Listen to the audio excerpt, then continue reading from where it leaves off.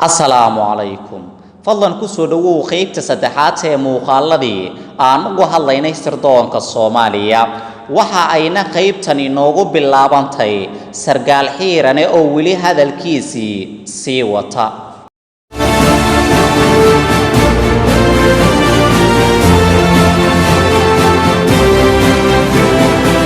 madaxweyne kacaanka barakeysan waxa ay ahayd deelqaaf in madaxweynaha meel uu joogo qof kale darajo la siiyo cabsiya waxa ay ahaydba waxaana la gudboon in taageerada military ee aan siino kooxaha ku kacsan Itoobiya aan xoogeeda gacanta u gelino jabhadaha Soomaali galbeed iyo Oromada Tigreegana aan ka dhowrno in awoodda ciidanka gacantooda gasho waxa hubaal ah haddii aan raacno istaraatiijiyada cad in guusha hanan doono dhulka naga maqan ee gacanta cadawga ku jirana si fudud u gacanteena ugu soo noqon doono waxaan rajaynayaa in uu kacaanka Soomaali weyn oo dhan wada horeeyo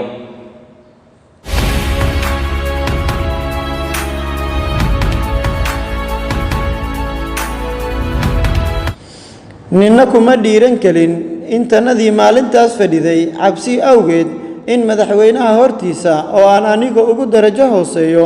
in lagu soo bandhigo aragtiyo ku aadan islaaxinta arrimaha gudaha iyo la dagaalanka musuqa iyo qabyaaladda oo dharaarahaasi xooga qoorta ugala soo baxday godkii uu kacaanka bilowgii ku riday gaar ahaan waxaa si xoogaha u waday qolooyin aan ku kala abtirsanno aniga iyo madaxweynaha iyo taliyaha NSST xilligaas inkastoo la ii muujiyay in aan qabtay shaqo heer qaran in la idalacsiyana ay mudankayga ahayd waxaan dareemayay in uu jiray shaki la iga qabay oo ahaa iimaankaygii hanti wadaagii cilmiga ku dhisnaa oo daciif ahaa madaxweyne xigeenka oo haatan nool dadka warka doonaana ay weydiin karaan ayaa igu yiri jaalle ma doonayo in aad qaadato dhaqanka Sacuudiga waxaan isdareensiiyay in uusan ku faraxsanayn salaada aan dukado oo aan mararka qaar qarsan jiray taliyahaygii ayaan isu soo raacnay xaruntii dhexe ee nabad sugidda oo maalmaha foolanaysay toogashada dhowr qof oo aan sababtooda anigu lahaa in qoorta laga jaro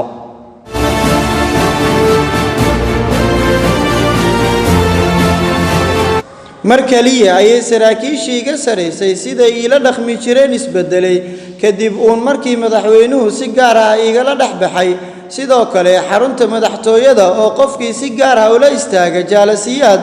uu micno gaar ah yeelan jiray waxay nafteeda i tustay inuu haatan ii balaqmay albaabadii hantigoosadka gudaha maamulka hanti wadaagga waxaana qorshaystay inaan xoolo adduun yeesho aakhirana yeelkeed iska iraahdo taliyihii ayaa damaaciyay inuu wax ka ogaado wixiina dhaxmaray aniga iyo madaxweynaha anigoo u arkaya fursad qaaliya ayaan ku yiri jaalla taliye shaqo qaran ayuu ii diray asiga ayaana si gaar ah warbixinta u siin doonaa intuu dhoola cadeeyay ayuu ugu yiri jaalle wixii aad uga baahato xafiiskayga amar ayaad u hiisataa mahadsanid jaalla taliye ayaan ugu jawaabay markiiba waxaan si toos ah u aaday gurigii hooyaday oo aan curadkeeda ahaa waxa intaas inoogu eg qaybtii saddexaad oo aan idinku soo gudbinaynay xogihii iyo macluumaadkii ku saabsanaa sirdoonkii Soomaaliya intii aynu ka gaarayno tan mid xigta waxaan idinkaga tegaynaa sidaas iyo nabadiino wassalaamu calaykum waraxmatullaahi wa barakaatuh